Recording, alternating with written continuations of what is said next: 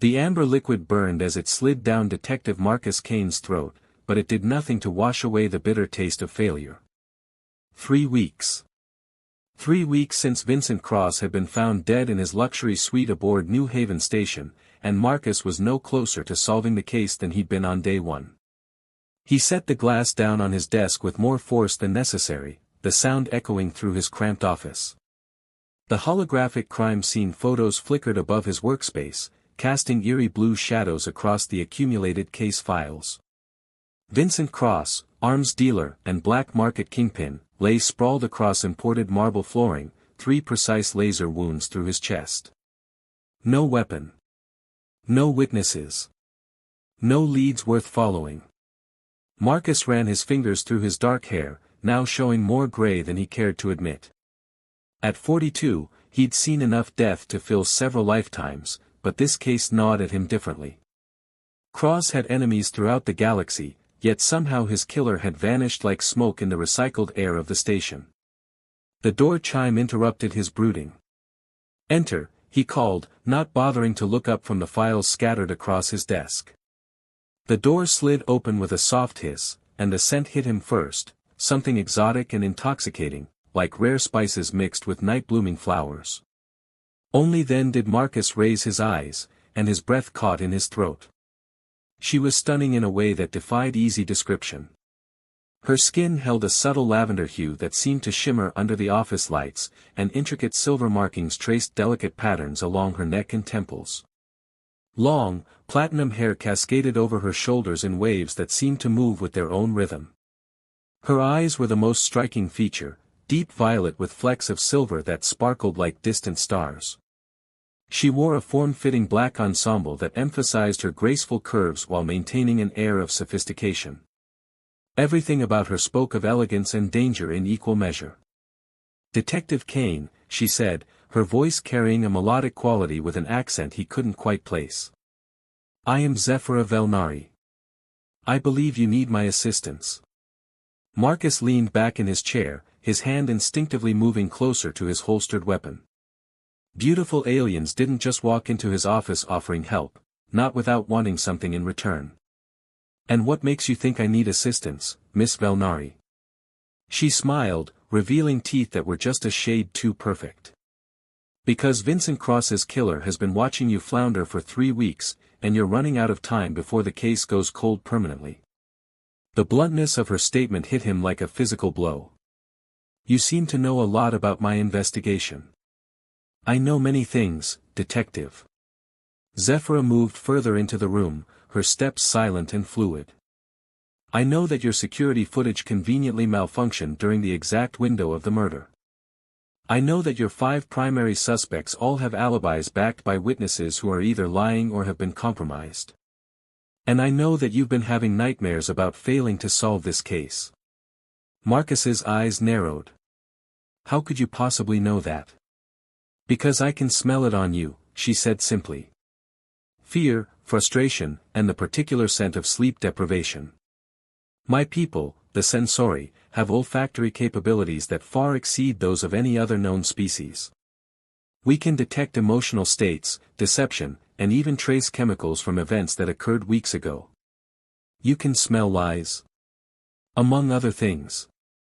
She moved closer to his desk, and Marcus caught another wave of her intoxicating natural scent. "I can smell the killer's presence at the crime scene, even after all this time. I can track scent trails that your security team missed. I can tell you things about this case that will break it wide open." Marcus studied her carefully. In his experience, offers that seemed too good to be true usually were. "What's your angle? What do you want in return?" Zephyra's lips curved into a smile that made his pulse quicken. "Perhaps I'm bored. Perhaps I find human detectives fascinating." She leaned against his desk, close enough that he could feel warmth radiating from her skin. "Or perhaps I have my own reasons for wanting Vincent Cross's killer found." "Such as?" Cross was involved in trafficking illegal sensory pheromone enhancers. "The black market trade has been devastating to my people, addictive compounds that can drive a sensori to madness or death. I want his entire network exposed and destroyed." Marcus felt a flicker of respect for her motivation, even as his instincts warned him to be careful.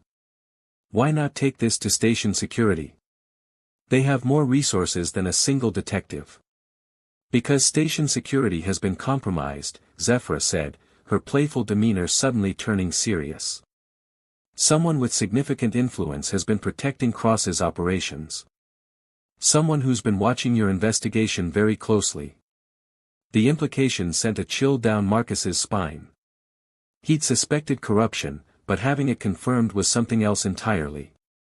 And you think you can trust me? I can smell deception, remember? She straightened, her violet eyes locking onto his. You're many things, Detective Kane. Stubborn, frustrated, perhaps a bit too fond of that particular whiskey. But you're not corrupt. Your scent is clean of the particular markers that indicate someone who's been bought.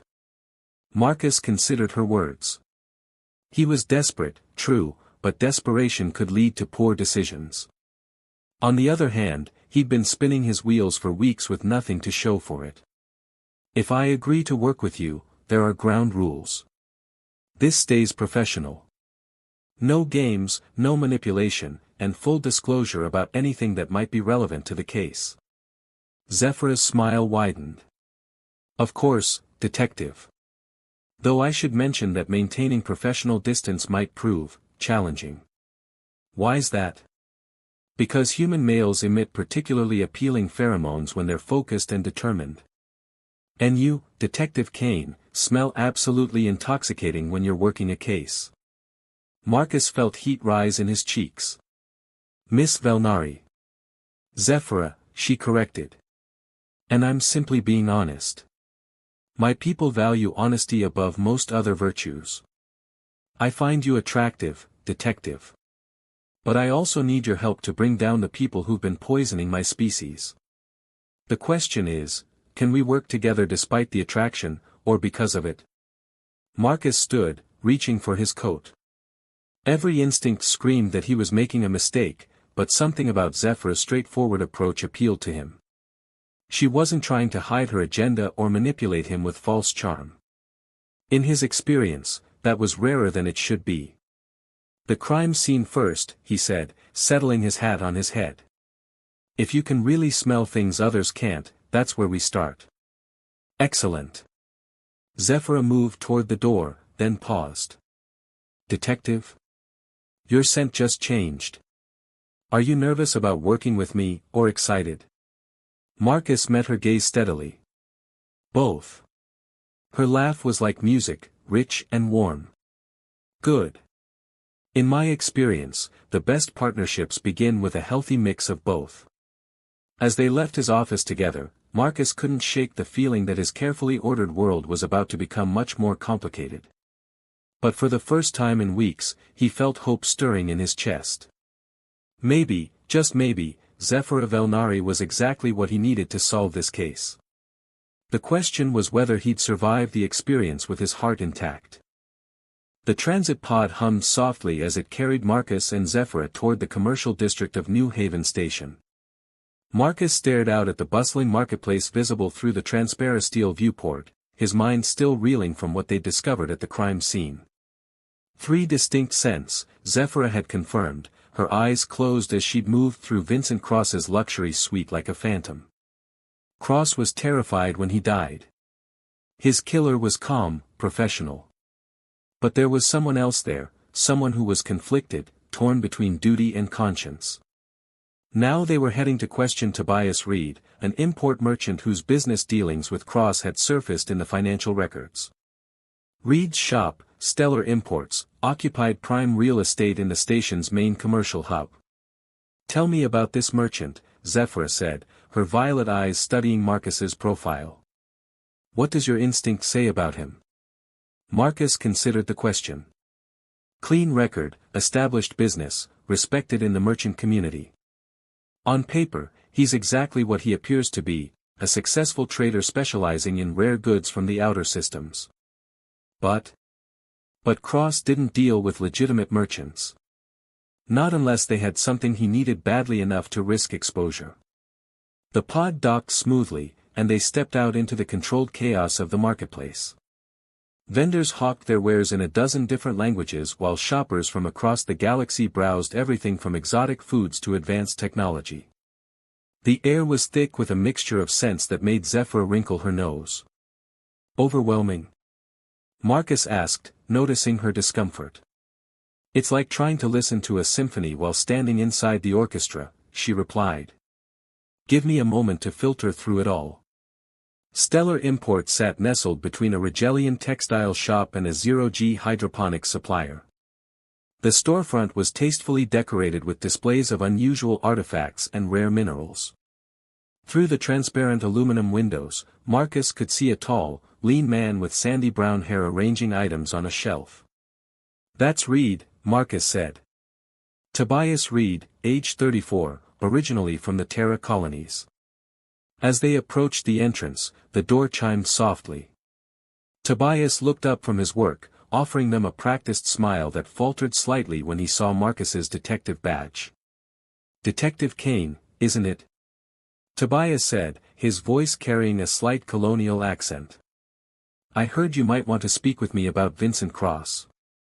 Word travels fast, Marcus observed, studying the merchant's body language. Tobias seemed nervous but not guilty, more like someone who knew his association with Cross would raise questions. In a community this size, news travels at light speed, Tobias replied with a rueful smile. Please, come in. Can I offer you anything? I have some excellent Alterian tea. Just answers, Marcus said, but his tone wasn't hostile. Something about Tobias Reed seemed genuine, despite his connection to Cross.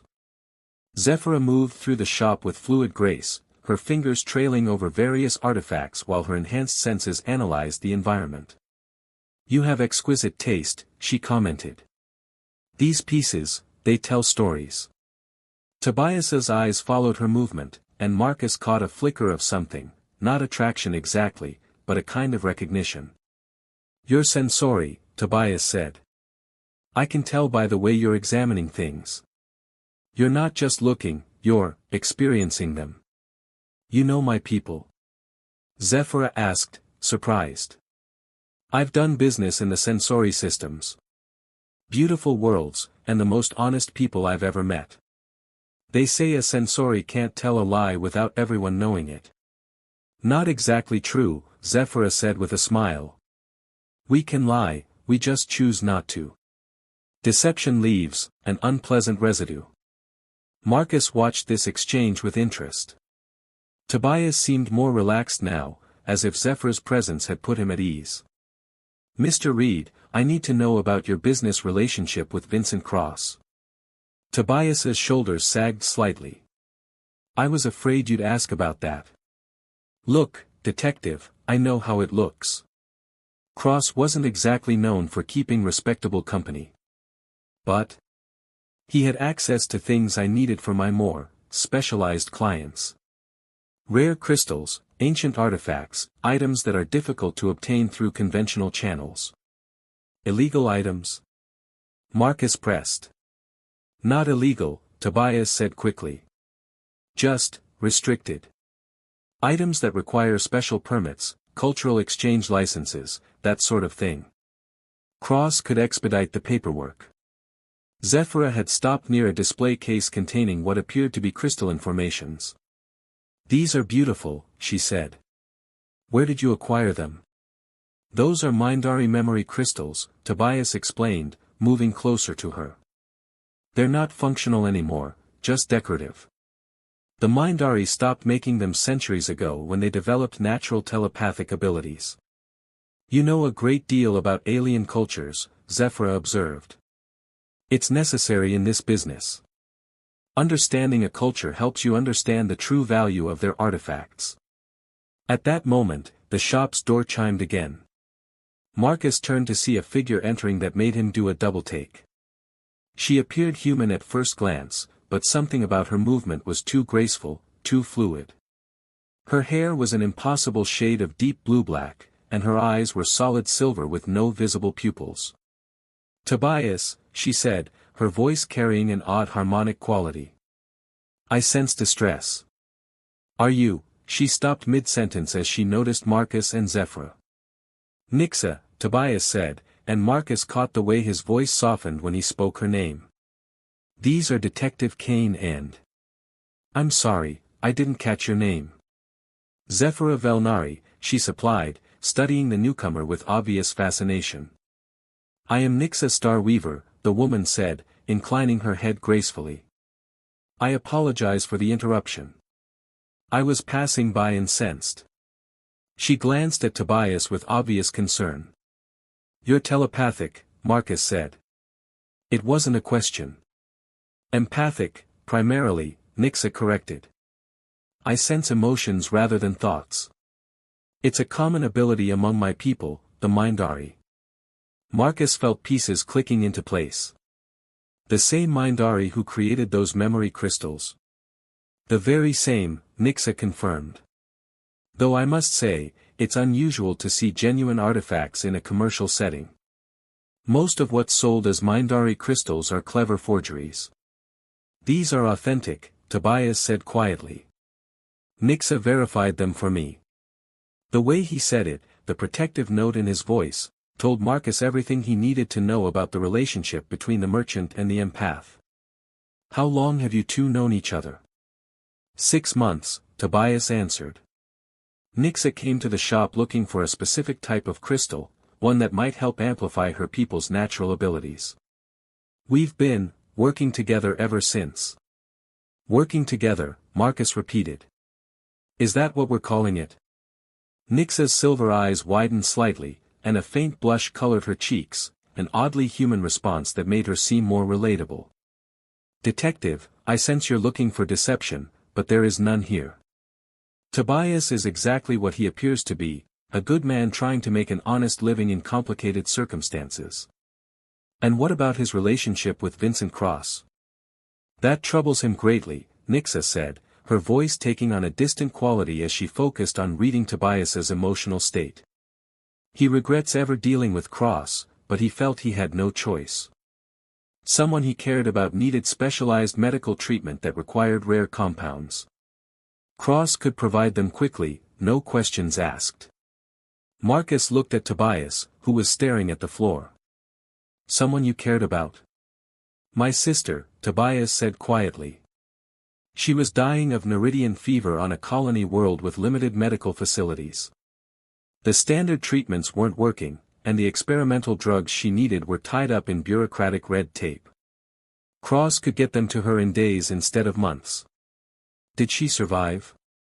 Zephyra asked gently. Tobias's smile was filled with warmth and relief. Yes.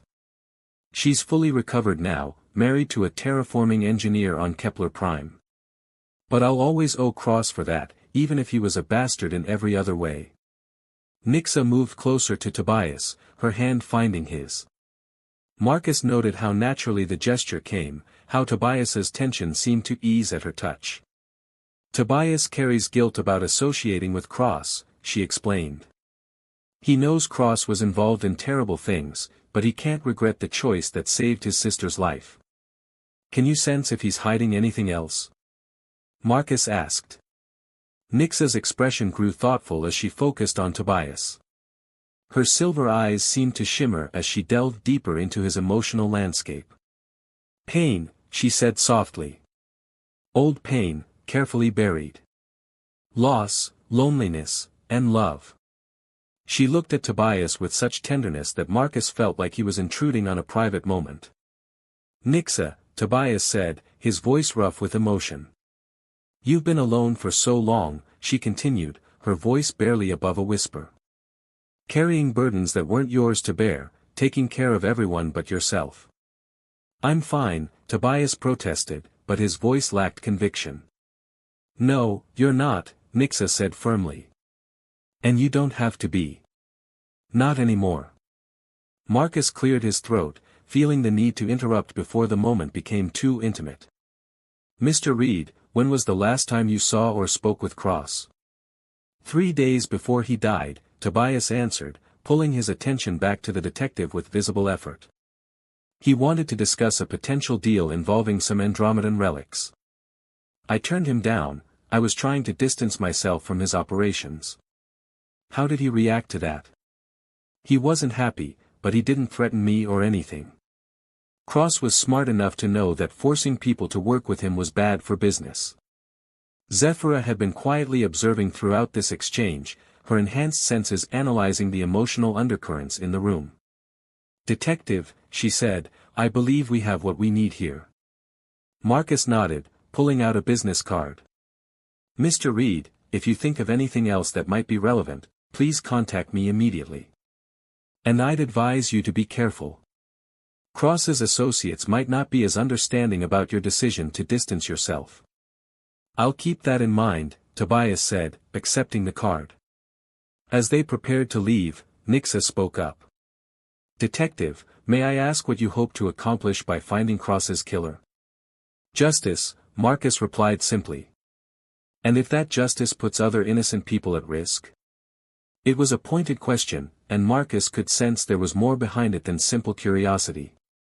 "Then we'll deal with that when it happens. But letting killers walk free isn't an option." Nixa nodded slowly. "I understand. Just, be careful who you trust. I sense deception all around this case, but not from the people you might expect." As they left the shop, Marcus found himself thinking about the obvious connection between Tobias and Nixa. Two people from different worlds, brought together by circumstance and held together by something deeper. "They're in love," Zephyra observed, echoing his thoughts. "Yes, but they're also both scared," Marcus replied. "The question is, scared of what?" The Nebula's Edge Cantina occupied a prime corner of New Haven Station's entertainment district, its neon sign casting shifting patterns of blue and purple light across the polished deck plating. Through the transparent aluminum windows, Marcus could see the usual mix of traders, station personnel, and travelers unwinding after long shifts or longer journeys. Cross was a regular here, Marcus explained to Zephyra as they approached the entrance. According to the records, he spent at least 3 nights a week at this establishment. The owner might know something about his business dealings. Zephyra nodded, but her attention seemed focused elsewhere. "There's something unusual about this place," she murmured. "The scent patterns are complex. Layered in ways that don't make sense." The cantina's interior was warmly lit, with comfortable seating areas arranged around a central bar. Soft jazz played in the background, and the air carried the pleasant mixture of good food and expensive alcohol. Behind the bar, a woman with auburn hair and striking green eyes was mixing drinks with practiced efficiency. She looked up as they approached, her gaze immediately cataloging Marcus's detective badge and Zephyra's obvious alien heritage. "Detective Kane, I presume?" "I'm Celeste Morrison, owner and proprietor. I've been expecting you." Celeste was tall and athletic, with the kind of confident bearing that suggested military training. Her movements were precise and economical, whether she was mixing drinks or simply gesturing as she spoke. There was something about her eyes, though, a wariness that went beyond normal caution. "Ms. Morrison," Marcus began, "I understand Vincent Cross was a regular customer." "Unfortunately, yes," Celeste replied, her distaste evident. "Cross and his associates made themselves at home here several nights a week. They paid well and didn't cause trouble, so I tolerated them." "Tolerated?" Zephyra asked, sliding onto a bar stool with fluid grace. "That's an interesting choice of words." Celeste's smile was sharp. "Cross was the kind of man who made you want to wash your hands after shaking his. But in my line of work, you learn not to judge your customers too harshly. Credits are credits." Marcus settled beside Zephyra, noting how Celeste's eyes kept flicking toward the shadowed corners of the cantina. "What can you tell us about Cross's business meetings here? Did he have regular associates?" "A few," Celeste admitted. "There was a Vulcan arms dealer named Thorne, a human woman who claimed to be in logistics, and occasionally some rougher types who looked like hired muscle." "Anyone else? Anyone who might have had reason to want Cross dead?" Celeste's laugh was bitter. "Detective, if we're talking about people who wanted Cross dead, we'd be here all night. The man had enemies like most people have loose change. A movement in the shadows caught Marcus's attention. A figure emerged from the cantina's back area, tall, lean, and moving with a grace that seemed almost supernatural. At first glance, he appeared human, but something about his features seemed slightly off, as if they were shifting subtly in the dim light. "Kale," Celeste said, and Marcus caught the way her voice warmed. "These are Detective Kane and Zephyra Velnari. They're investigating Cross's death." The man, Kale, nodded politely, but Marcus noticed how he positioned himself slightly behind Celeste, as if protecting her. "Detective. Miss Velnari. I'm Kale Driftwind, head of security for the Nebula's Edge." "Security?" Marcus asked. "For a cantina. We cater to a diverse clientele," Celeste explained. "Sometimes disputes arise, and it's best to have someone who can handle them diplomatically." Zephyra was studying Kale with obvious fascination. "Your scent," she said quietly. "It's unusual. Shifting, like you're not entirely stable in your current form." Kale's expression tightened almost imperceptibly. "I'm not sure what you mean." "You're metamorph," Zephyra said with certainty. "A shapeshifter. I've encountered your people before, though rarely outside their home systems." The tension in the cantina suddenly ratcheted up several notches. Celeste's hand moved closer to something behind the bar, while Kale's form seemed to blur slightly around the edges. "Easy," Marcus said, raising his hands. "We're not here to cause trouble. We just need information about Cross." "Metamorphs are extremely rare," Zephyra continued, her voice gentle but insistent. "They were nearly extinct the last time I checked interstellar records." "What brings you so far from home, Kale?" Kale glanced at Celeste, some silent communication passing between them. When he spoke, his voice carried a note of resignation. "I'm not running from anything, if that's what you're wondering. I came here because I fell in love with someone who couldn't live in my world." The admission hung in the air like a confession. Marcus could see the truth of it in the way Celeste's eyes softened, the way Kale unconsciously moved closer to her. "How long have you two been together?" Marcus asked. 2 years, Celeste replied. Kale came to the station as part of a diplomatic mission. He was supposed to leave after a month, but... She shrugged, a smile playing at her lips. "But you decided to stay," Zephyra finished. "I decided that some things are worth giving up everything for," Kale said, his eyes never leaving Celeste's face. Marcus felt a pang of something, envy, perhaps, or longing. He'd never experienced the kind of connection these two obviously shared. "That's touching, but we still need to know about Cross. Did either of you witness anything unusual in the days before his death?" Celeste and Kale exchanged another look, this one more troubled. "There was something," Celeste admitted. 3 days before Cross died, he had a meeting here with someone I'd never seen before. Someone who made me very nervous." "Describe them." "Human, I think, though it was hard to tell.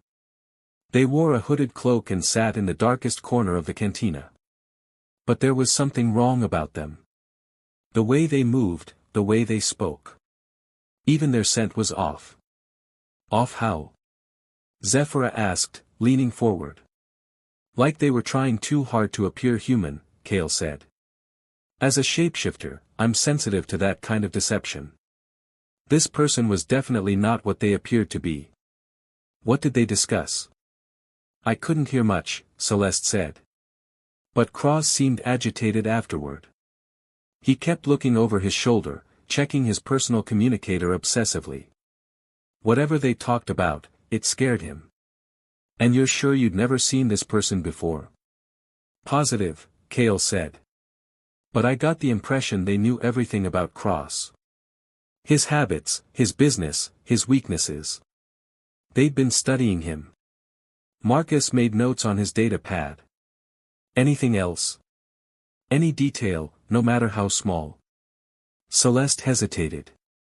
"This might sound strange, but after the meeting, Cross asked me about Kale. Specifically, he wanted to know if my security chief was really what he appeared to be. What did you tell him? Nothing. I told him my staff was none of his business. But it made me wonder if he suspected what Kale really was. Zephyr's eyes widened. You think Cross was collecting information about non-humans on the station? It's possible, Kale said grimly. There are people who pay good money for intelligence about shapeshifters, telepaths, and other aliens with unusual abilities. We're valuable commodities in the right markets. You think Cross was building a database? I think Cross was involved in something much bigger than arms dealing, Celeste said. And I think whoever killed him was part of that same network. Marcus felt the pieces of the puzzle shifting in his mind. If Cross was trafficking in information about aliens with special abilities, that would explain why he was so interested in sensory pheromone enhancers. It wasn't just about the drugs, it was about the people who made them. And if someone was using him to gather intelligence, Zephyr added, they might have decided he'd outlived his usefulness. Or that he'd become a liability, Kale suggested. Someone who knew too much and was getting careless. The implications were staggering. If they were right, Cross's murder wasn't an isolated incident, it was part of a larger conspiracy targeting alien species with valuable abilities. We need to see your security footage from that night, Marcus said. The night Cross met with the mysterious person. Celeste's expression grew troubled. I'm afraid that's not possible. Our security system experienced a malfunction that night. The footage from that entire evening was corrupted. How convenient, Marcus muttered. Too convenient, Zephyr agreed. Someone with access to the station's systems is covering their tracks. There's something else, Kale said quietly. Something I probably should have mentioned earlier. The night Cross died, I was asked to work a private security job. High-paying, last-minute booking. I wasn't here when it happened. Asked by whom? Anonymous client, payment in advance. I was supposed to guard a shipment transfer in the cargo bays. But when I arrived, there was no shipment, no client. Just a message saying the job had been cancelled. You were deliberately removed from the equation, Marcus realized. Someone wanted you away from the cantina that night. But why? Celeste asked. What difference would it make if Kale was here or not? Because shapeshifters have perfect memory, Zephyr said. If Kale had been here, he would have been able to provide a detailed description of anyone who entered the cantina. His testimony would have been impossible to discredit. The full scope of the conspiracy was beginning to dawn on Marcus. Someone with significant resources and inside knowledge was orchestrating events, removing witnesses, and covering their tracks with frightening efficiency. You're both in danger, he said bluntly. If this person knows about Kale's abilities, they might decide you're too much of a threat to leave alive. Celeste's hand found Kale's, their fingers intertwining. We've been careful. Kale rarely uses his abilities in public, and we've kept our relationship as quiet as possible. It might not be enough, Marcus warned.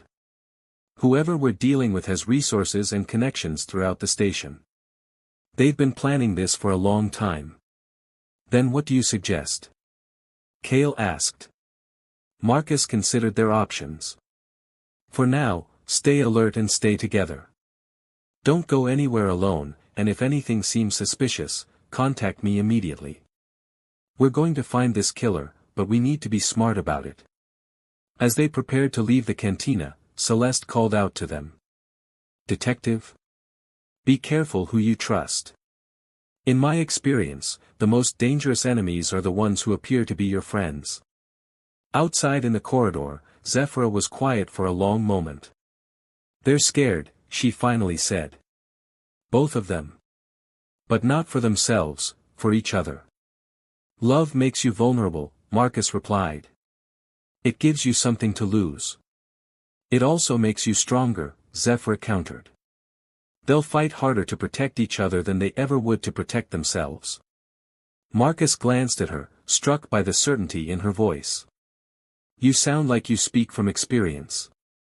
Perhaps I do, she said softly. Or perhaps I'm beginning to understand what it might feel like. As they walked back toward the transit pods, Marcus found himself thinking about the couples they'd encountered, Tobias and Nixa, Celeste and Kale, each pair united by love that transcended species and circumstance. There was something beautiful about it, something that made the corruption they were investigating seem even more vile by comparison. Marcus, Zephyr said, breaking into his thoughts. I need to tell you something. The scent trail from Cross's apartment, I've been following it throughout our investigation. And it's getting stronger. We're getting closer to the killer. Marcus felt a chill of anticipation mixed with dread. How much closer? Close enough that they probably know we're coming. The hunt was entering its final phase, and Marcus had the distinct feeling that before it was over, everyone involved would be forced to choose between safety and love, between self-preservation and justice. In the end, he realized, those choices would determine not just who lived and who died, but what kind of people they truly were.